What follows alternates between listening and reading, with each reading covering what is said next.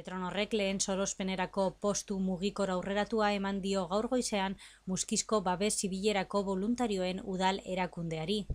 Una base móvil para actuar ante cualquier tipo de emergencias y situaciones de urgencia que puedan ocurrir.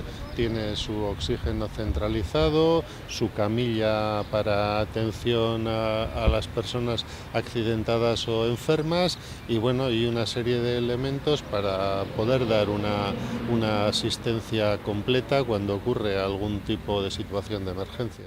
Pasaden urteko apirilean Petronorrek akordioa sinatu zuen udal erakunde honekin, herri segurtasunaren errefortzuan laguntzeko helburuz, babes zibileko boluntariotza bermatuz, prestakuntza ekimenen eta baliabide materialen hornikuntzaren bidez. Agradecer al voluntariado su compromiso con la sociedad, ¿no? Nosotros lo que hacemos simplemente es apoyarles, pero realmente quienes merecen de alguna forma un reconocimiento son ellos, que pues de manera totalmente desinteresada pues trabajan por todos nosotros, ¿no? Trabajan por los vecinos y nosotros en la medida que podemos pues lo mínimo que podemos hacer es colaborar con ellos, en este caso por ejemplo en el tema sanitario.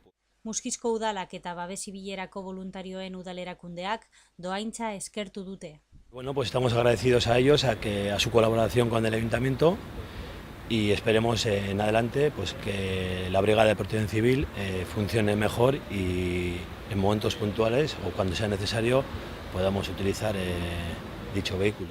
Pues es un estrechamiento más, ¿no?, de colaboración y pues que vemos que la refinería también pues está comprometida con la seguridad en el pueblo.